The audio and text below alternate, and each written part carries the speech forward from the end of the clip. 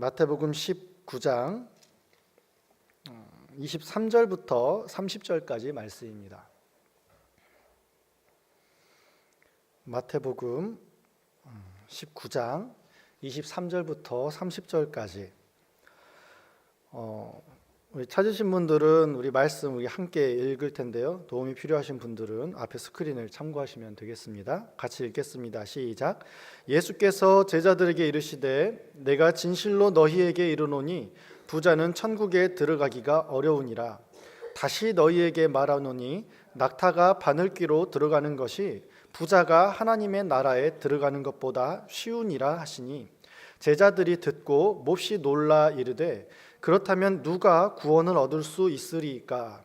예수께서 그들을 보시며 이르시되 사람으로는 할 수 없으나 하나님으로서는 다 하실 수 있느니라. 이에 베드로가 대답하여 이르되 보소서 우리가 모든 것을 버리고 주를 따랐사온데 그런즉 우리가 무엇을 얻으리이까? 예수께서 이르시되 내가 진실로 너희에게 이르노니 세상이 새롭게 되어 인자가 자기 영광의 보좌에 앉을 때에 나를 따르는 너희도 12 보좌에 앉아 이스라엘 12지파를 심판하리라. 또 내 이름을 위하여 집이나 형제나 자매나 부모나 자식이나 전토를 벌인 자마다 여러 배를 받고 또 영생을 상속하리라. 그러나 먼저 된 자로서 나중되고 나중된 자로서 먼저 될 자가 많으니라. 아멘. 네. 오늘 말씀은 언제나 그렇듯이 뒷부분을 읽었지만 그 앞에 이야기도 다 이제 우리가 살펴봐야 되는 것이죠. 네. 제가 예전에 초등학생들의 전도사로 사역을 할 때가 있었습니다. 그때 연말에 달란트 잔치를 준비를 했었죠.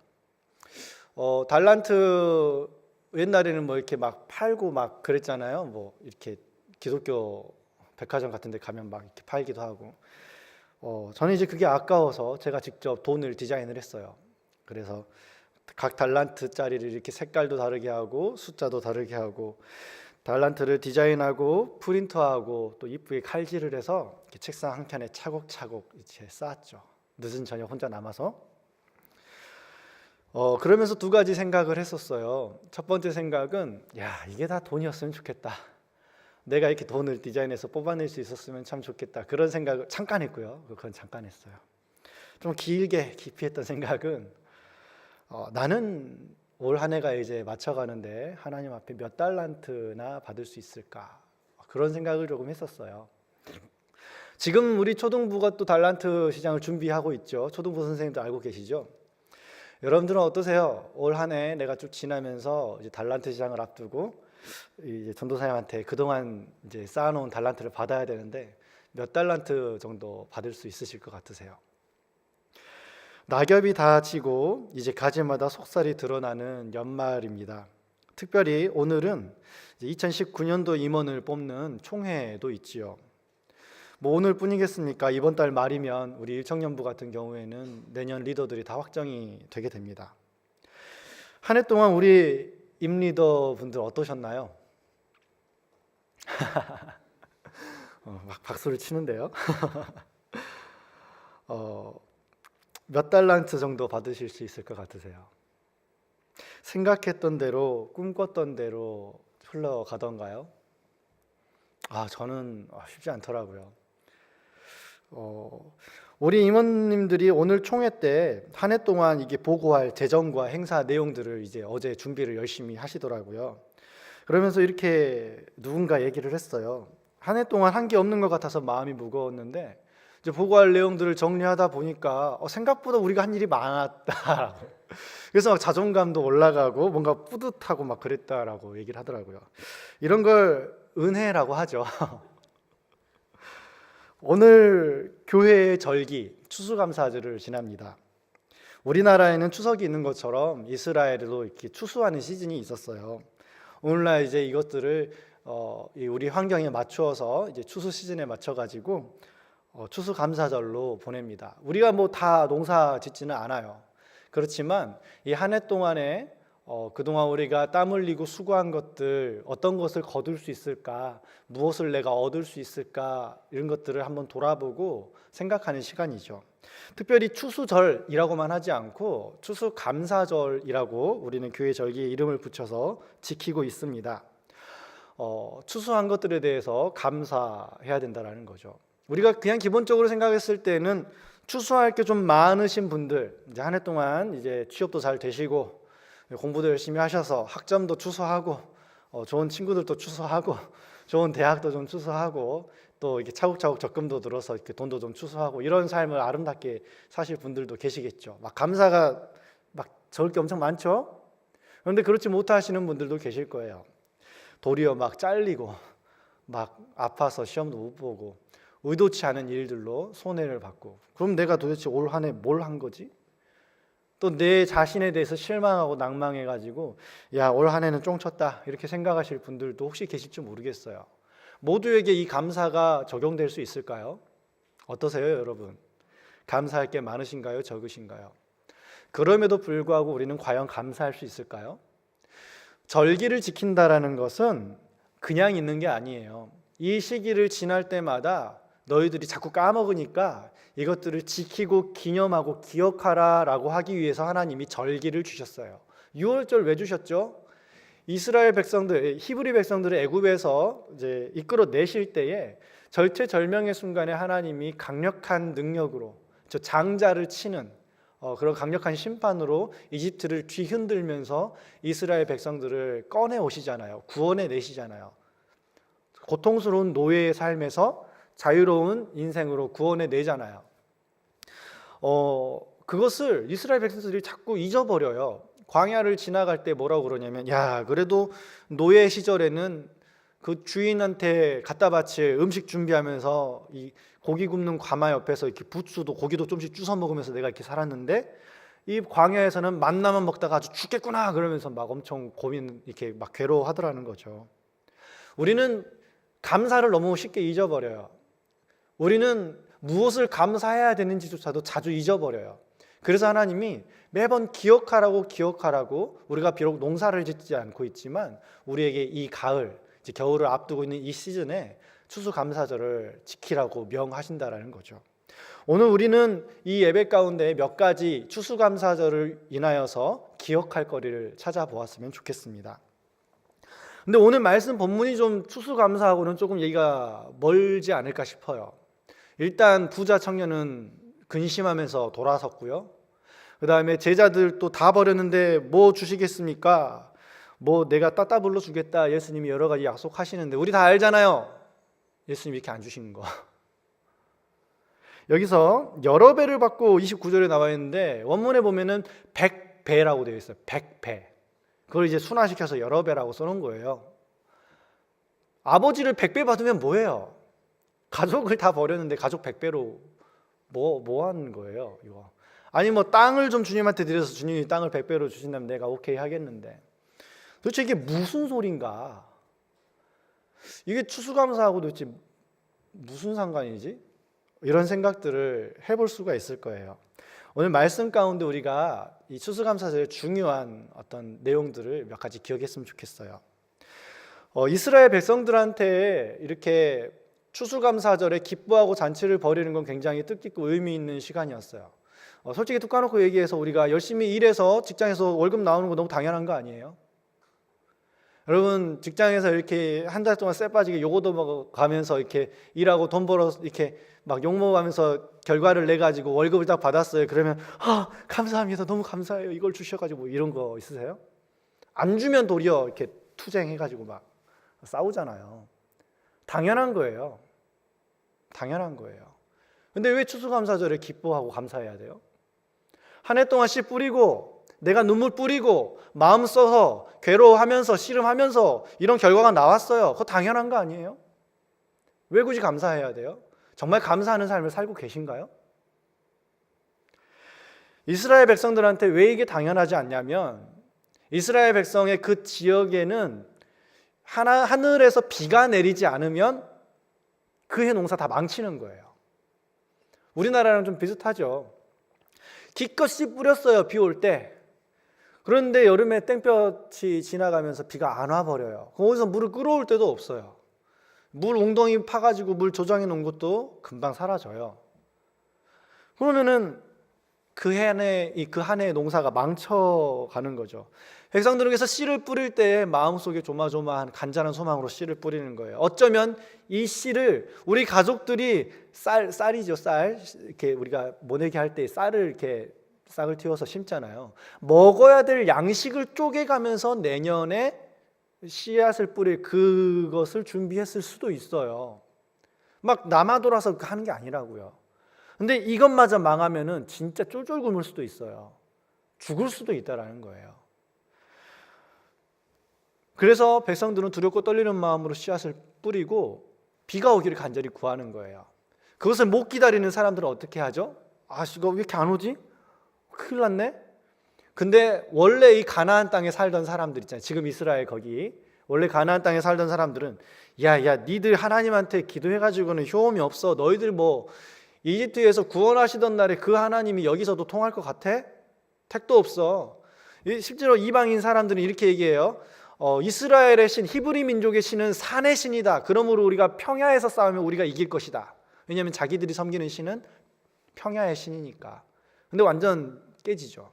아무튼 그 이방 민족들이 이렇게 구슬리는 거예요. 야, 니네 신 여기서 안 통해. 우리 바알 신 정도는 섬겨줘야 이 가나안 땅 원래 터줏대감 신인데 말이야. 여기 앞에서 이렇게 절해봐. 이렇게 해봐. 그러면서 이스라엘 백성들을 꼬드기는 거죠.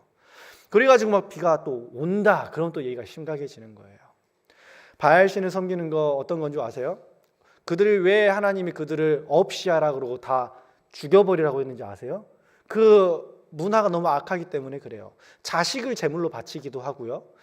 여자들을 이렇게 창기로 만들어가지고 신전을 지키는 여신 어떤 사제라고 만들어 놔가지고 사람들이 와서 성관계를 하고 그러면은 하늘은 남자고 땅은 여자고 그래가지고 둘이 쿵짝쿵짝 하면은 바알신이 기뻐해서 비를 내린다 이런 식으로 막 교리를 만들어서 사람들을 음탕하게 죽음으로 사망으로 가정을 무너뜨리고 한 사람의 인격을 말살하는 걸로 인도해 가기 때문에 하나님이 그걸 극도로 싫어하신 거예요. 너희는 나만 믿어. 와서 나랑 예배하고 기뻐해. 내가 때에 따라 너한테 비를 줄게. 그런데 그걸 못 기다리는 사람들은 이방을 섬기거나 혹은 하나님을 도구화시켜서 하나님 소 한 마리 바쳤어요. 비 주세요. 비가 안 오네? 하나님 소 3마리 바칠게요. 비 주세요. 5마리도 바쳤는데 비를 안 주셔요? 하나님 너무하시네요. 어떻게 그러실 수가 있어요? 나 상처받았어요. 이제 안 와요. 뭐 이런 식으로 가는 거죠. 비를 기다리지 못하면, 하나님을 신뢰하지 못하면. 그래서 이스라엘 사람들이 연말에 추수하는 시기에 그 곡식을 벨 수 있다라는 것은 무엇을 의미하냐면 하나님이 우리를 돌보셨다라는 걸 의미해요. 전혀 당연하지가 않아요. 때 되면 알아서 비 오고 물 끌어다가 쓰고 그렇게 내 노력으로만 되는 게 아니라는 거예요. 하늘이 돕지 않으면 결실을 내지 못하기 때문에 이스라엘 백성들에게는 추수하는 시즌이 기쁨이요, 하나님의 돌보심을 확인하는 순간이요, 하나님의 은혜에 감사하는 순간이라는 거죠. 우리가 살아가면서 삶에 주어지는 게 너무 당연하다라고 여겨져요. 추수감사절 너무 당연하게 얘기하지만 추수와 감사가 왜 당연한지에 대해서 내가 질문을 딱 던지니까 뭔가 이상하잖아요. 우리가 추수감사절에 꼭 기억해야 될 첫 번째 내용이 있다면은 그것은 이 땅에 당연한 것은 단 하나도 없다라는 거예요. 여러분, 이 예배당 여러분들이 그냥 매주 와서 예배드리는 거 당연하죠. 이 예배당 잘 지어졌잖아요. 잘 지어지는 거 당연한 거죠. 근데 정말 당연한 걸까요? 이 예배당이 있기 위해서 얼마나 수많은 사람들이 피눈물 흘려가면서 기도하고 이 땅을 빌미 돌면서 하나님한테 간구하고 또 빚을 내가면서 가슴 떨려가면서 거절당해가면서 그리고 이 허허벌판에 교회 하나 우뚝 서가지고 야 이거 교회가 되겠나 여기서 KTX역밖에 없는데 마음 졸이고 아파했던 순간들을 아시나요? 이 교회를 세우기 위해서 빚을 져야 되고 연대보증을 써야 되고 누군가는 헌신을 해야 되고 지금도 누군가는 내가 쓸 돈을 쪼개가지고 드림펀드에 이 교회를 위하여서 하나하나 내가고 있는데 그 마음을 아시나요? 당연한가요? 지금 한우리교회가 있기까지 수십 년간 수고하고 애썼던 집사님들을 아시나요? 제가 오전에 작년 찬양팀을 하는데 우리 그 중에 한 집사님이 한 20년이 거의 뭐 이렇게 오랫동안 섬기셨대요. 놀라웠어요. 그분이 이렇게 음악적인 센스가 별로 없으시는데도 초반에 기타로 찬양 인도를 하셨다고 하더라고요. 교회에 완전히 초창기 때, 저 단독 막 이런 데 있을 때. 또 지금 우리 신장로님 여러분 아시잖아요. 우리 대쌤 여러분들 아시는 분도 있고 모르시는 분도 있어요. 몇 년 전에 이제 결혼해서 청년부를 떠난 우리 장년부 지체인데 권찰님이신데, 그분이 처음에 베이스를 쳤었어요. 근데 이분이 맨 처음 누구한테 베이스를 사사 받았느냐 했더니 우리 신장로님께 사사를 받았다고. 장인어른이 이렇게 돼 있는데, 여러분 당연한 건 하나도 없어요. 내가 지금 이 자리에 있기 위해서 내 힘으로 내 노력으로 이 자리까지 아득바득 왔다. 무너진 가정 속에서 살아오면서 내가 여러 가지 어려운 환경 속에서 그래도 내가 이 자리까지 버텨오기까지 애써 왔다. 교회에서 상처받고 떠나려고 그랬지만 그래도 마음 다잡고 내가 애써서 여기까지 왔다. 내 노력이 크다라고 혹시 생각하시는 분들이 계신가요? 맞아요. 크셔요. 제가 그거 무시하는 거 아니에요. 그렇지만 그것이 다가 아니라고요. 그것이 있었기 때문에 당연히 내가 이 자리에 있는 거 아니라고요. 하나님의 도우심이 없었다면, 하나님의 은혜가 없었다면 우리는 단 한순간도 심지어 숨조차 쉴 수 없어요. 내 옆에 있는 사람이 혹시 당연한가요? 옆에 사람 한번 봐보세요. 옆에 있는 사람이 옆에 있는 게 당연한 건가요?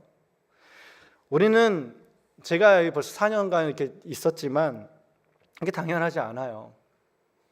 누군가는 어느 순간 사라져버리기도 했고, 또 전혀 예상치 못했던 새로운 뉴페이스가 지금도 새가족부를 채워가고 있죠. 부자 청년에게는 자신의 부유함이 당연했어요. 길을 가고 있는 예수님을 막아설 수 있는 것도 그에게는 당연한 거예요.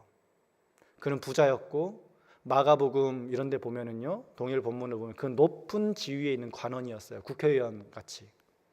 젊은 나이에 국회의원도 됐고요, 학벌도 높고요, 부자예요. 뭐 잘생겼는지는 모르겠어요. 본문이 말하지 않아요. 그런데 이 사람은 율법에 아주 신실한 사람이었어요. 많은 사람들이 부자 청년을 그냥 금수저 정도로 이해하는 경향성인데 그렇지 않아요. 여러분, 돈이 많다고 자기 명예나 이렇게 권력이 주어졌을 때에 도리어 하나님의 법을 지켜나가는 게 그렇게 더 쉬워지는 것이 아닐 수도 있어요. 보통 자기가 가진 돈과 권력으로 은밀하게 딴짓을 얼마든지 할 수 있잖아요. 우리는 지금 뉴스에서 그런 사람들 수도 없이 보잖아요. 그런데 이 사람이 예수님 앞에서 당당하게 얘기하죠. 제가 어려서부터 그 모든 것을 지켰나이다. 이 친구 그냥 괜찮은 게 아니라 완전 괜찮은 친구인 거예요. 그한테는 당연했어요. 내가 이렇게 할 수 있는 게, 이만큼 내가 노력했고, 내가 이만큼 또 타고났고, 또 타고난 것에 만족하지 않고 그만큼 수고해서 국회의원 자리까지 올라갔고, 이만큼의 부유함까지 싹 올라간 거죠. 그래서 예수님이 지나가실 때에도 으아 해서 예수님 앞에 털썩 무릎 꿇고, 태도까지 겸손해. 선한 선생이여, 어떻게 하면 내가 구원을 받을 수 있겠습니까? 자기가 가진 모든 것에 만족하지도 않고 그렇게 예수님 앞에 무릎 꿇을 수 있는 태도까지 갖춘 정말 훌륭한 친구였어요. 그런데 예수님이 이 친구한테 무엇을 하나 딱 집어버리죠? 너 가진 모든 재물을 가난한 자에게 나눠주고 나를 따르라. 그리하면 네가 원하는 것을 얻을 수 있다. 왜 하필 돈이었을까요? 관원직을 내려놔라라든지 뭐 다른 걸 이렇게 해라 이렇게 얘기할 수도 있었을 텐데, 제가 이 본문을 살펴보면서 그 당시 이스라엘의 문화를 살펴보면서 뒤에 보면은 아니 그렇다면은 부자가 천국에 못 들어가면 도대체 누가 천국에 들어갑니까? 라고 제자들이 반문하는 이 모든 상황들을 어떻게 풀어갈 수가 있냐면은 당시에 부자가 의미하는 게 무엇인지를 알아야 돼요. 당시에 부자가 의미하는 게 뭐냐면 하나님한테 축복받은 사람이에요.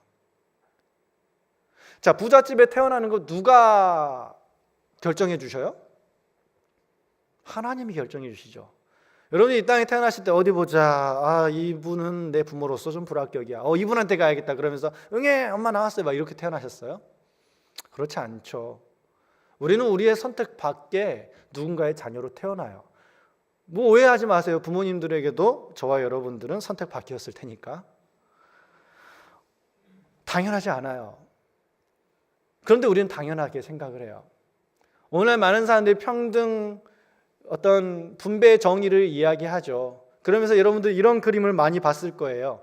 이 달리기 트랙에 이렇게 두 사람 100m 달리기 이렇게 딱 서서 준비를 하고 있는데, 어떤 사람은 쭉 뻗어 있는 평평하고 올곧은 길 위에 스파이크화를 신고 멋있는 운동복을 입고 딱 서 있는 준비를 하고 있는 사람이 있고, 그 옆에서 바로 경쟁해야 되는 그 사람은 길이 울퉁불퉁해. 돌짝밭이야. 심지어 허들도 있어. 그리고 옷은 허름하고 맨발이야. 자, 이제 똑같은 트랙이 갖춰져 있으니까 자, 정정당당하게 겨뤄보자. 이거 말이 되나요? 말이 안 되죠. 그런데 우리는 그게 당연하다고 생각을 해요. 뉴스에서 많이 보잖아요. 무슨 항공, 무슨 딸들 막 이러면서 갑질 맨날 이러잖아요. 너무 마음이 아파요. 그런데 여러분, 그 모습 가운데 내 모습을 발견할 수는 없던가요? 사소한 것도 당연하게 여기는 사람은요, 그 자리에 올라갔을 때 그 모든 것들 당연하게 여겨요. 그 사람들한테는 10억이 사소해요. 10억이 사소하기 때문에 이렇게 함부로 행동한다고요. 나한테는 10억이 너무 소중하니까 그렇게 함부로 이렇게 행동할 수 없는데, 그렇다면 지금 내 입장에서 사소한 것에 내가 어떤 태도를 취하느냐에 따라서 그 사람과 나를 비교할 수 있는 거예요. 사람들은 부자가 천국에 들어간 게 당연했어요. 아니, 부잣집에 태어나게 했을 뿐만 아니라 또 부잣집에서 그런 돈을 흥청망청 써버리는 게 아니라 잘 간수해서 늘릴 수 있는 지혜까지 하나님한테 받은 거잖아요. 똑똑한 머리까지, 좋은 성품까지. 하나님이 축복해 주시지 않으시면 이건 불가능한 거예요. 그래서 사람들은 그렇게 생각을 했어요. 부잣집에 태어난 사람, 부자로 일궈간 사람, 그 사람은 하나님이 특별히 축복한 사람이다. 그래서 이런 것들이 어디까지 가는 거냐면요, 믿지 않는 사람들은 황제의 아들로 태어나면 신이 될 수도 있다라고 생각을 했던 시대예요. 뭐 지금이야 우리가 뭐 헛소리야 그럴 수 있겠지만, 그때 당시에는 가능했어요, 이런 생각이. 당연히 누구보다도 천국에 들어갈 만한 사람이, 본인도 그렇게 생각했을 거예요. 본인도 내가 나 같은 사람이 무릎을 꿇어가면서 선한 선생이여 그러면서 그분한테 질문했다면 그분이 아마 나에게 정말 구원을 얻을 수 있는 길을 알려주실 거야 라고 믿었을 거예요. 물론 예수님 가르쳐 주셨지만 그 사람이 감당을 못했죠. 근데 그 사람은 그 순간, 예수님의 그 한마디 요구의 그 순간 어떻게 된 거예요? 자기가 당연하다고 여겼던 바로 그것이 깨져버린 거예요. 여러분한테는 무엇이 당연한가요? 감사할 게 없다라고 생각하시는 분들 혹시 계신가요? 이 자리에 있는 것이, 내 소중한 그 사람이 내 곁에 있는 것이 당연한가요? 그렇지 않아요. 추수감사절에 우리가 꼭 기억해야 될 것은 내 옆에 이 세상에 당연한 건 단 하나도 없다라는 것. 그 말은 그냥 되어지는 게 없어, 네가 죽으라고 노력해야 주어져, 그 말을 하는 것이 아니라 우리의 노력 그 너머에 하나님의 은총과 섭리가 있었다라는 것을 기억하고 인정하고 감사하는 때가 바로 오늘 추수감사절이라는 것입니다. 내가 이걸 누릴 자격이 있다라고 여겨지죠. 저도 그래요. 내 옆에서 수고하고 애쓰는 귀한 리더들, 여러 청년 동역자들이 당연히 이 정도는 해야 되는 거 아니야 라고 생각하는 그 순간 저는 상처를 줬어요. 많은 사람들을 실망시켰죠. 제 스스로에게도, 야, 안식일 너 목사라면 이 정도는 당연히 해야 되는 거 아니야? 너 이 정도 할 수 있어야지 라고 내 스스로에게 요구할 때조차도 저는 두렵고 힘들고 떨릴 수밖에 없었어요. 그러나 하나님께서 말씀하십니다. 다 당연하지 않다. 나의 도움이 없다면, 나의 은혜가 없다면 우리는 숨 쉬는 것조차도, 심장 뛰는 것조차도 내 임의로, 마음대로 될 수 없다라는 것이죠. 추수감사절을 통해서 주님께서는 분명하게 말씀하십니다. 당연한 것이 아무것도 없다. 당연하게 여기는 그때가 바로 교만의 때이고 넘어지는 때이다. 또한 당연하다는 말은 무관심하다라는 말과도 같죠. 당연해라는 것은 신경 쓸 필요가 없어라는 거죠. 그것이 있든 없든 그렇게 중요하지 않아. 누군가의 아픔과 고통과 노력과 눈물에 무관심하다면, 내가 당연하게 여기는 그것을 위해서 누군가는 피눈물을 흘렸을 수가 있어요. 내가 당연하게 주장하는 그 권리를 말할 때에 누군가는 집을 잃고 쫓겨나서 또 다른 고통 가운데 들어갔을 수도 있다고요. 이런 모든 일에 우리는 기억해야 돼요. 당연한 것이 아니다. 내가 이 자리에 있기 위해서 누군가는 애써줬고 수고했고, 또 누군가, 내가 대학에 합격하기 위해서는 누군가는 피눈물 흘리면서 떨어져야 되는 것처럼 우리는 그들을 기억해야 되는 거죠. 이것이 바로 당연하지 않은 추수감사절을 맞이하는 우리의 중요한 붙잡는 포인트가 되어야 될 것입니다. 두 번째로 우리가 추수감사절을 맞이해서 기억해야 될 것은, 내가 추수하기를 원하는 것과 하나님이 추수하기를 원하는 것이 다를 수도 있다라는 거예요. 부자 청년, 제가 앞서서 설명을 드렸죠. 젊은 나이에 부자, 높은 관원이 되었고요, 신앙심 좋고 태도도 기가 막혀요. 오늘날로 말하면 진짜 올바르게 성공한 남자예요. 여러분, 이런 남자가 여러분들 앞에 있다면 어떻게 하시겠어요? 우리 여성 청년분들, 반응이 없네요. 좋겠죠. 친구하고 싶겠죠. 왜 예수님은 이런 부자 청년을 일어서게 나를 따라서 오고 이 무지한 12 제자들의 반장이 좀 되어주게, 베드로가 주님 저는요 막 그러면은 막 가 있어 이러면서 왜 이렇게 하지 않으셨을까요? 마태복음 13장에서 씨 뿌리는 자, 이 밭의 비유를 우리가 알고 계시죠? 씨 뿌리는 자가 와서 길가에 혹은 흙이 얕은 돌밭에 혹은 가시 떨기 위에, 그리고 마지막에 혹은 좋은 땅에 씨앗을 뿌렸더니 앞에 있는 것들은 다 비실비실, 참새가 물어가고 비실비실하고 어쩌고저쩌고 했는데 좋은 땅에서는 30배, 60배, 100배의 결실을 맺었더라. 우리의 인생이, 우리의 삶이 하나님 보시기에 어떤 밭이라면 이 부자 관원만큼 풍성한 밭이 또 있을까요? 황금빛 물결이 찰랑거리는 밭이에요. 이 부자 청년은 지금 예수님이 그 밭을 바라보시면서 막 이렇게 하는 게 아니라, 나를 따르라 딱 추수하는 게 아니라 어떻게 해요? 돌려보내죠. 부자 청년은 아마 어쩌면 그의 인생에 정말 이런 굴욕은 없었을 수도 있겠다 싶을 만큼 어려운 발걸음을 하고 있어요. 그 어려운 발걸음이 뭐죠? 자기가 원하는 걸 눈앞에 두고서도 뒤돌아서 가야 되는 어려움. 이 청년이 물론 노력해서 열심히 살았겠지만 그가 노력해서 안 되는 일이 있었을까요? 없었을까요? 목사님 모르죠. 이 사람의 인생을 어떻게 우리가 판단해요? 또 그렇게 또 이렇게 사려 깊은 분들이 계실 수도 있겠지만 젊은 나이에 이만큼까지 올라갔다라는 건 웬만하면 해서 안 되는 일이 없었다라는 거예요. 그가 원하는 걸 앞에 두고 돌아서는 경험이 얼마나 있었을까요?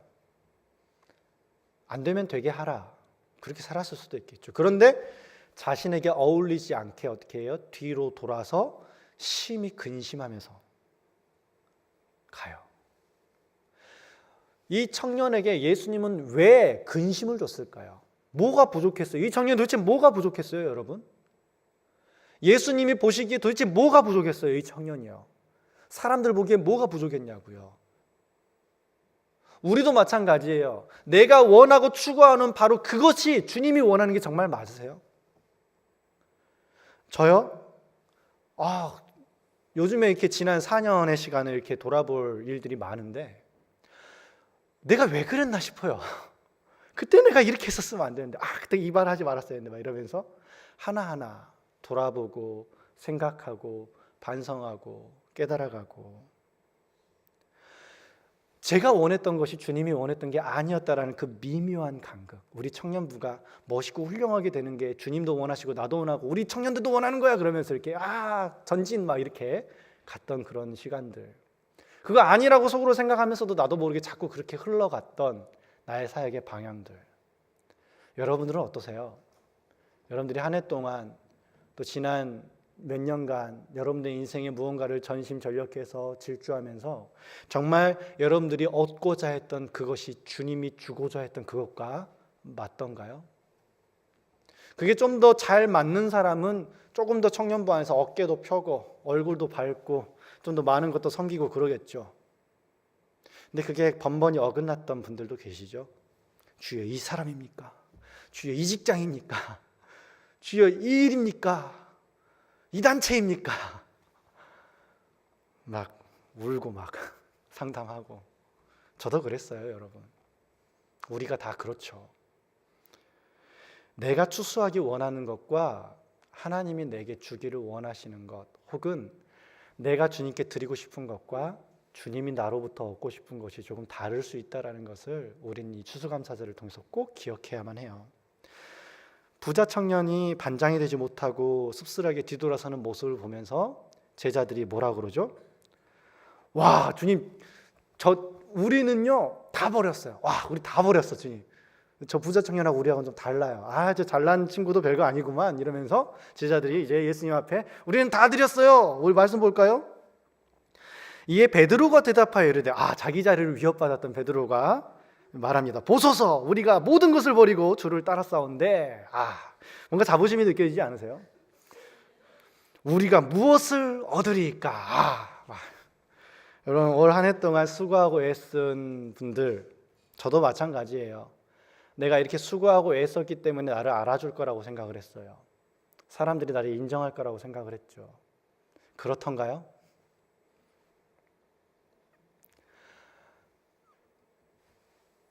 예수님은 예매 닥쳐! 이렇게 말을 하지 않고, 저거 봐도 모르겠냐 임마, 조용히 임마, 이렇게 하지도 않고 이렇게 말씀하셔요. 내가 진실로 너희에게 이르노니. 예수님이 진실로라고 말을 할 때 우리가 좀 깊이 생각을 할 필요가 있어요. 그냥 말하는 게 이걸 한두 번 더 생각해야 되는 가르침이구나, 그렇게 생각할 필요가 있어요. 예수님이 진실로 너희에게 이르노니 이렇게 말씀하시면, 이건 진짜 일주일 금식하고 배워야 되는 말씀이구나, 그렇게 생각하시면 마음이 편하실 거예요.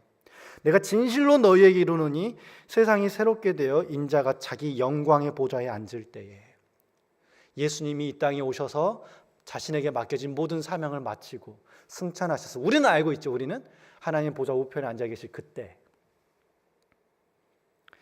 예수님의 12 제자들도 12지파를 심판하게 될 것이다. 이게 무슨 말이죠? 심판한다라는 것은요, 왕의 주권을 말해요. 즉, 내가 이 최고의 영광의 보좌에 앉을 때 니들도 어떻게 내 옆에서 쫙 서서 이 나라 함께 다스릴 거야. 바로 뒤에 뭐라 그러죠? 우리 20장 20절, 세베대의 아들의 어머니가 그의 아들들을 데리고 예수께 와서 절하며 무엇을 원하느냐, 그러면서 나의 두 아들이 주의 나라에서 하나는 주의 우편에 하나는 주의 좌편에 앉게 명하옵소서. 벌써 엄마한테 알린 거야. 얘네들, 하여간 이 제자들, 예수님 얘기를 하자마자 그냥 엄마한테 알려. 엄마, 우리가 예수님 이렇게 올라갈 때 우리가 막 12부자에서 다스릴 거래, 막 그러니까는 엄마가, 그래, 그럼 내가 가만히 있어서는 안 되지. 예수님한테 찾아와가지고 예수님한테 확답을 좀 받고 싶은 거예요. 내 두 아들이 오른편 왼편 영의정 좌의정 국무총리 이렇게 딱딱딱 들어가도록. 참. 29절, 또 내 이름으로 위하여 집이나 형제나 자매나 부모나 자식이나 전토를 벌인 자마다 여러 배, 100배라고 되어 있다 그랬죠. 원문에는 또 영생을 상속하게 될 것이다. 30절은 부담스러우니까 지금 읽지 마세요. 여러분, 정말 이거 진짜인가요? 여러분, 예수님을 아직 제대로 못 믿으시는 분들은 좀 긴가민가하죠. 진짜야 이거? 그럼 내 아내를 버리면 100명의 아내를 얻어? 막 이러고? 그렇지 않아요. 내 자녀를 버려서 100명의 자녀를 새로 얻은들, 잃어버린 그 자녀를 내가 어떻게 잊겠어요? 그 상처를 어떻게 보상받겠어요? 무슨 말일까요, 이것은요? 정말 100명 주나요? 땅 100배 주나요? 우리는 이 가르침을 아까 말했죠. 진실로라고 했을 때 일단 한번 이렇게 좀 더 생각해 봐야 된다고요.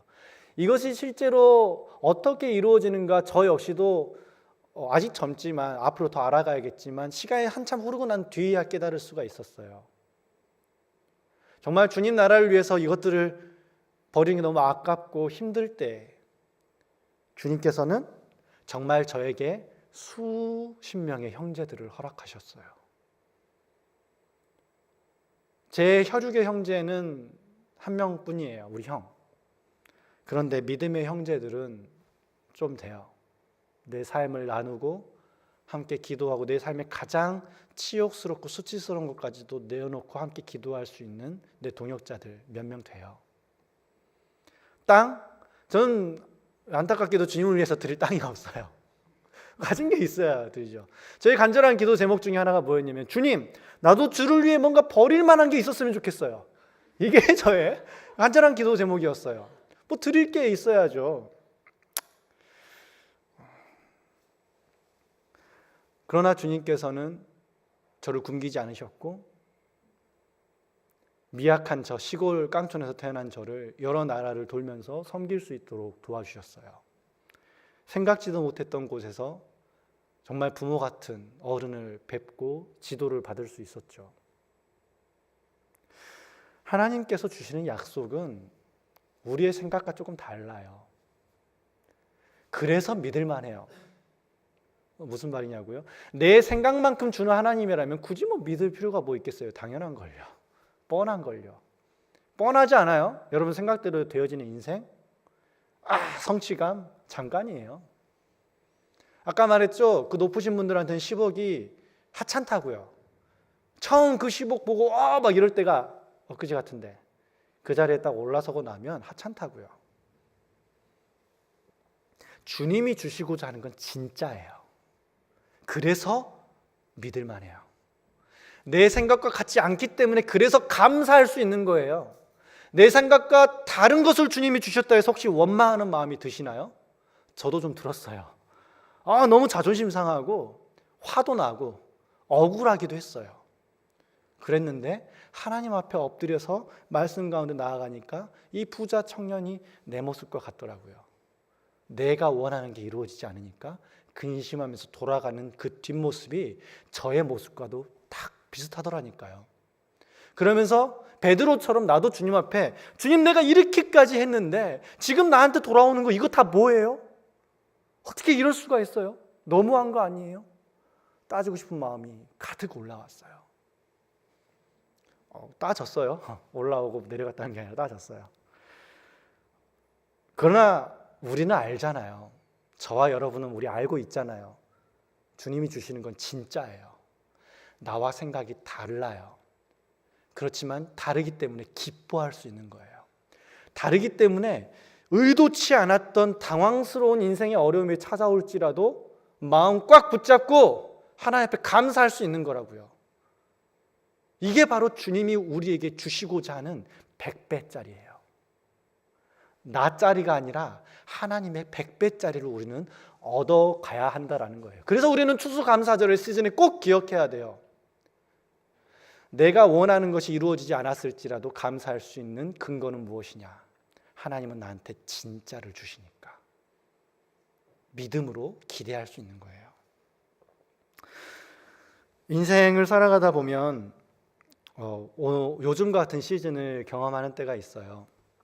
여러분 우리가 여름과 가을 같은 시즌을 지날 때 이파리가 여러분 플라타너스 팔랑팔랑 막 장난 아니잖아요. 조금 더 이렇게 관심 있게 보신 분들은 아실 거예요. 플라타너스 이파리가 이렇게 앞과 뒷면이 이렇게 미묘한 이렇게 채도 차이가 있다라는 거, 팔랑팔랑하면은 빛난다라는 거. 디자인 전공하신 분들 계세요? 화려한 낙엽과 열매가 맺혀졌던 시즌에는 내가 이렇게 정말 굉장한 줄 알아요. 그런데 꼭 이런 때가 와요. 어느 때죠? 열매도 지고 낙엽도 지고 내가 앙상한 가지밖에 아니라는 것을 직면하는 때가 와요. 나 원래 이런 사람 아닌데, 나 원래 이렇게 인정받아야 되는데, 나 이거 하면 원래 딱 이렇게 돼야 되는데 그렇게 안 돼요. 하려고 하면 할수록 엉망이 돼요. 그런 시즌을 경험하시는 분들이 계신가요?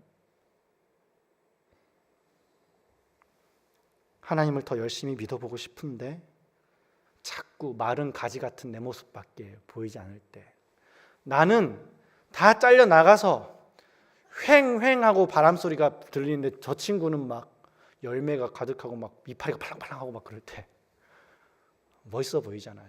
나는 초라해 보이고. 그런 시즌이 우리 인생에 찾아와요. 한 번이 아니에요. 여러 번이 찾아오실 거예요. 왜 주님은 그런 때를 허락하실까요? 누군가에게는 풍성한 추수감사절이 왜 나에게는 앙상한 나뭇가지 같은 추수감사절이어야만 하는 걸까요? 뭐 우리가 쉽게 이렇게 생각을 하실 수가 있어요. 목사님 그래야 내년 봄에 이렇게 겨우 내내 이렇게 에너지를 보충했다가 봄에 다시 뉴 스타트 할 수 있는 거죠. 뭐 이런 거 아니겠어요? 주님이 나를 또 이렇게 고난을 겪게 만들어서 고쳐가지고 나중에 더 멋있게 쓰시려고요. 뭐 이런 거 아니겠어요? 뭐 흔히들 쉽게 그렇게 얘기해요. 근데 그거 본질이 아니에요, 여러분. 하나님이 나를 얼마만큼 탁월하게 훌륭하게 써먹느냐가 본질이 아니라고요.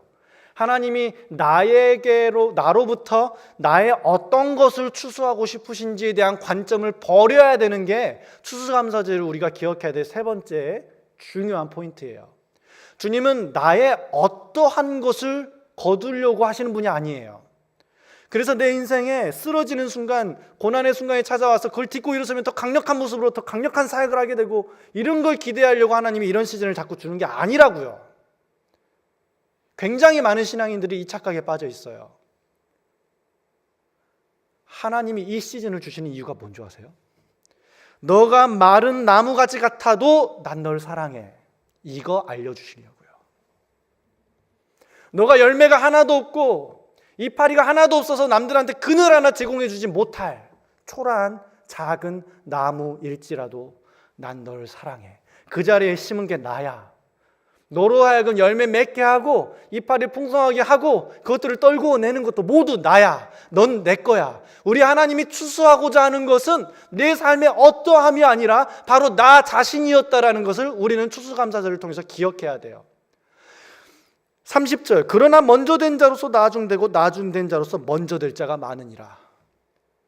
만약에 제가 말씀드린 것처럼, 제가 이렇게 아니라고 말했던 것처럼 내 삶의 어떤 부분을 추수하고 싶은 게 하나님의 뜻이라면, 나를 통해서 뭔가를 이루려는 게 하나님의 뜻이고 목적이라면, 그러나 먼저 된 자로서 나한테 더 많이 갖다 바칠 것이고 내가 더 많이 사용하고 더 많이 은혜 줄 것이고 나중된 자는 있는 것마저 빼앗기리라. 이게 맞는 거 아닙니까? 성경에 이런 비슷한 구절도 있어요. 먼저 된 자가 나중되고 나중된 자가 먼저 된다는 건 뭔가요? 나중되지 않게 조심해야겠다. 저 쟤보단 내가 더 열심을 내야지.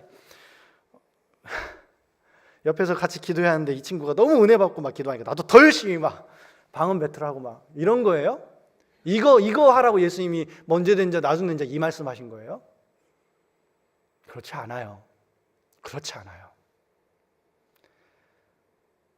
너희들끼리 먼저 되고 나중되고 엎치락 뒤치락 할 거야. 굉장히 의미심장한 말이에요. 지금 저 부자 청년이 돌아서서 베드로 니보다 못하는 것 같지만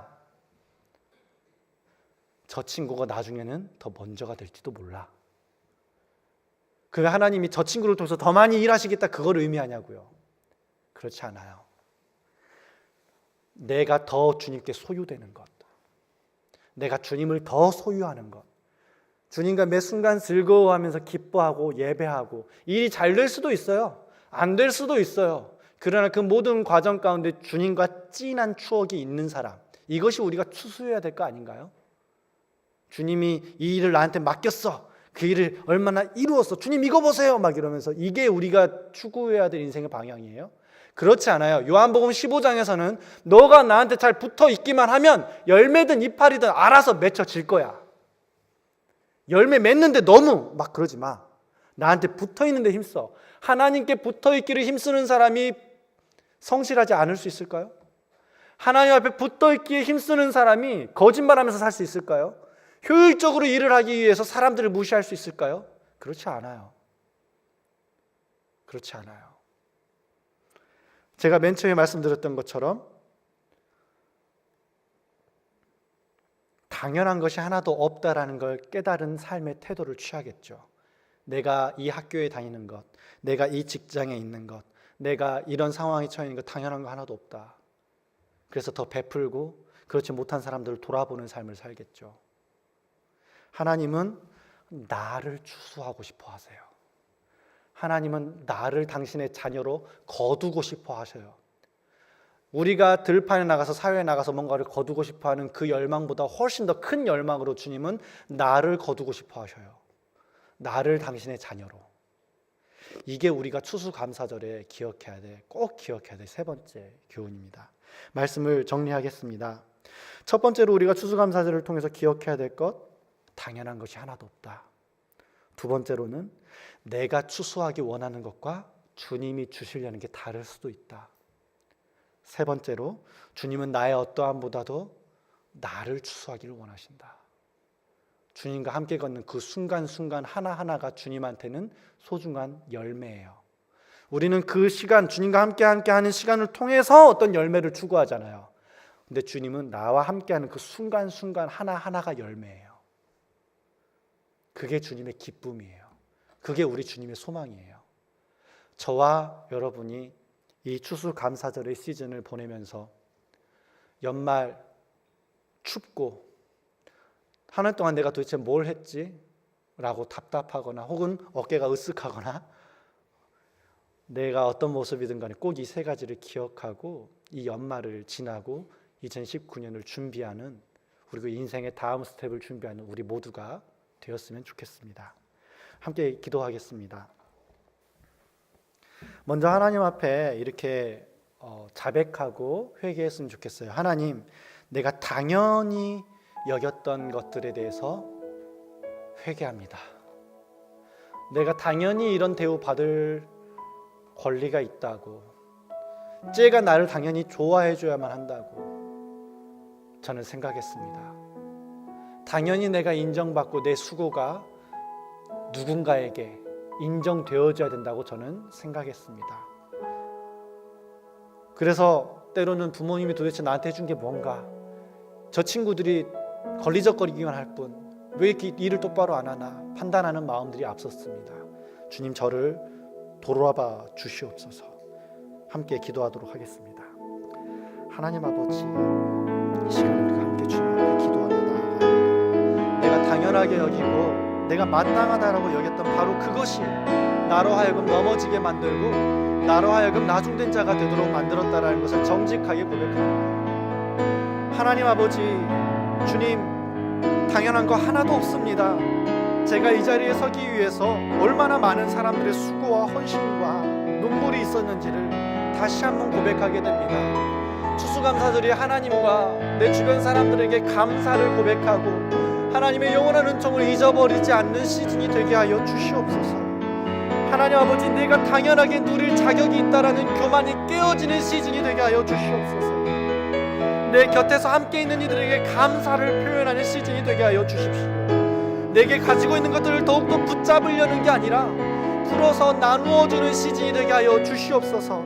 내 자존심, 내가 누리고 있는 삶의 질, 내가 누리고 있는 재미와 행복들이 당연하다는 것을 넘어서서 내게 주어져 있는 것들을 깨뜨려서 내게 허락된 사람들과 나누면서 함께 기쁨을 고백하고 서로가 서로를 격려하고 위로하고 겸손하게 돌아보는 추수감사절이 되게 하여 주시옵소서. 내 아픔에만 집중하지 아니하고 내 인생의 혼란에만 집중하지 아니하고 주님, 내 삶에 주께서 허락하신 놀라운 은혜들을 항상 기억하는 오늘 하루가 되게 하여 주시옵소서. 우리가 또 한 가지 시간 기도할 텐데요, 내가 주님으로부터 받고 싶은 것이 있죠. 주님, 이거 꼭 이루어 주셨으면 좋겠어요. 네, 주님도 그거 주고 싶으실 거예요. 주님은 우리가 행복하기를 원하시니까요. 그렇지만 주님께서 더욱더 원하시는 것은 우리가 주님 곁에 있는 것이죠. 주님 밖에서의 행복을 추구하는 내 마음의 태도와 중심이 있다면 우리가 이 시간 주님 앞에 내어놓고 주님이 연말에 주님이 주시고자 하는 것들에 집중하게 하여 주시옵소서. 나 자신을 원하는 하나님 앞에 돈 얼마, 내 인생에 조금의 헌신 가지고 생색내지 않는 연말이 되게 하여 주십시오. 힘들죠. 여러분, 교회 안에서 세상 가운데에서 수고하고 봉사하시느라 힘들 거예요. 맞아요. 주님 그거 다 아셔요. 그렇지만 우리는 기억해야 돼요. 다 주님의 은혜예요. 그래서 또 내년에 사역들을 아마 헌신하고 기도해야 될 시즌일 거예요. 그 모든 결정의 과정 가운데 우리가 주님 앞에 정직하게 물었으면 좋겠어요. 주님, 무엇을 나에게 주고 싶으신가요? 내가 주님께 무엇을 드렸으면 좋겠는가요? 우리 이 시간에 잠잠히 그것들을 묻고 주님 앞에 엎드리도록 하겠습니다. 하나님 아버지, 이 시간에 다시 한번 주님 앞에 내어놓습니다. 주님 아버지, 앙상한 마른 나무가지 같은 인생의 시즌을 겪는 모든 지체들 가운데 주님의 위로가 있게 하여 주십시오.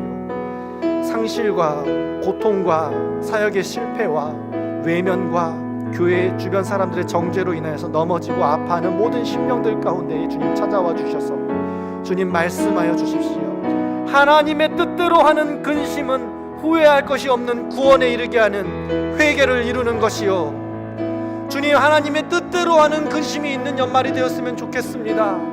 주님 아버지, 주님께서 요구하시는 것이 내가 항상 행복하고 기뻐하고 즐거워하는 것을 뛰어넘어서 나로 하여금 구원에 이르게 하는, 회개에 이르게 하는 근심, 주님, 그 근심마저도 기뻐하며 감사하며 주님 앞에 나아갈 수 있는 그런 우리가 되게 하여 주십시오. 주님, 영혼의 구원의 열매가 있는 우리 청년부가 되게 하여 주시되, 무엇보다도 그 일을 위하여서 주님께서 쓰시고자 하는 사람들, 내가 너를 쓰고자 하노라, 내가 너를 부르노라, 너는 사람 낚는 어부가 될 것이다 라고 부르시는 주님의 그 부르심 앞에 정직하게 화답하고 반응하는 우리의 시즌, 우리의 젊음, 우리의 시기가 되게 하여 주시옵소서. 아멘. 주님, 하나님 아버지, 추수감사절을 맞이하여서 그냥 당연하게 그러려니 하고 지나가려는 우리의 마음을 회개합니다. 추수할 것이 없으니까 원망해도 된다고 당연하게 생각했던 우리의 생각을 회개합니다. 추수할 것이 많으니까 주님 앞에 뭔가 내가 요구할 수 있다라고 생각하는 교만 또한 회개합니다. 아버지, 주님만 한 분 의로우십니다. 주님만 한 분 온전하십니다. 나를 다스려 주십시오. 우리 공동체를 만져 주십시오. 특별히 이 시간에 주님, 마음이 상한 자를 위로하여 주시고, 주님 앞에 드릴 것이 없어서 아파하고 속상한 심령들 가운데에 너가 나의 열매란다, 너가 나의 최고의 열매란다, 괜찮다, 내가 너를 인도하겠다, 난 널 버린 적이 단 한 번도 없다, 그렇게 말씀하여 주십시오. 그리하여 해서 이제 우리도 우리 인생의 최고의 추수할 열매가 바로 예수 그리스도 당신이 되게 하여 주시옵소서. 이제는 우리 주 예수 그리스도의 은혜와 하나님의 영원하신 사랑하심과 성령님의 감화하고 교통하게 하시는 역사가 추수감사절에 이 세 가지를 꼭 기억하며 삶으로 살아내는 우리 귀한 지체들 머리 위에 이제로부터 영원토록 함께 있을지어다.